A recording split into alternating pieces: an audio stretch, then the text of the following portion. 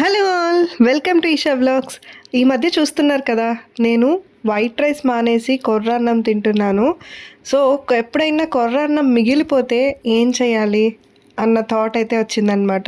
ఎందుకంటే ఒకసారి అలానే మిగిలిపోయింది, ఎందుకు వేస్ట్గా పడేయడం అని చెప్పి నేను దీంతో అయితే సింపుల్ బ్రేక్ఫాస్ట్ అయితే చేస్తున్నాను అనమాట.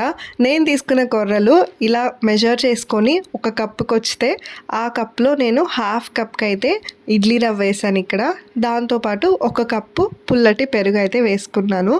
ఇవి నీట్గా మిక్సీ పట్టుకున్నాను అనమాట. చూడండి, ఇలా మెత్తగా రావాలి బ్యాటర్. ఇలా మెత్తగా వచ్చిన తర్వాత దీన్ని ఒక బౌల్లోకి అయితే ట్రాన్స్ఫర్ చేసుకున్నాను నేను. ఈ బౌల్లో నేనేం చేశానంటే కొద్దిగా వాటర్ యాడ్ చేసుకొని కొంచెం మనకి జారుగా వచ్చేటట్టుగా కలుపుకున్నాను. ఇలా జారుగా వచ్చినప్పుడు ఏంటంటే మనకి ప్యాన్ మీద వేసినప్పుడు కొంచెం మనం తిప్పక్కర్లేదన్నమాట, ఈజీగా వచ్చేస్తుంది.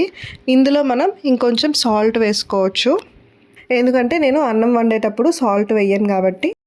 కొంచెం సోడా కూడా వేసుకున్నాను నేను, వంట సోడా. ఇవన్నీ నీట్గా కలిపేసుకొని బ్యాటర్ చూసారు కదా, కొంచెం ఇలా జారుగా ఉండాలి. దీన్నైతే నేను పెనం పెట్టేసుకొని పెనం మీద నార్మల్ దోశలాగా వేస్తే రాదు, అతుక్కుపోతుంది.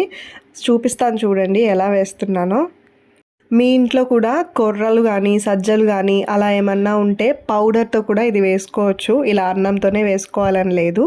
సో ప్యాన్ మీద అయితే మనం కొంచెం హీట్ ఎక్కిన తర్వాత ఇలా వేసేసి మనం స్ప్రెడ్ చేసుకోవాలన్నమాట.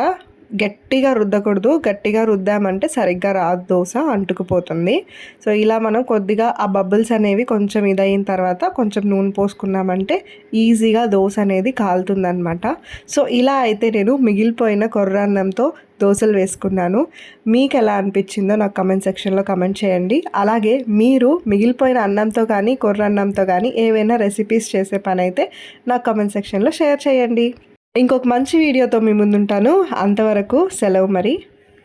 అన్నట్టు ఈ దోశలు మనకి కారంతో అయితే నెల్లూరు కారంతో చాలా బాగుంటాయి. కింద ట్యాగ్ చేస్తాను, దాని రెసిపీ కూడా చూసేయండి మరి. బాయ్ బాయ్, ఇంకో వీడియోలో కలుసుకుందాం.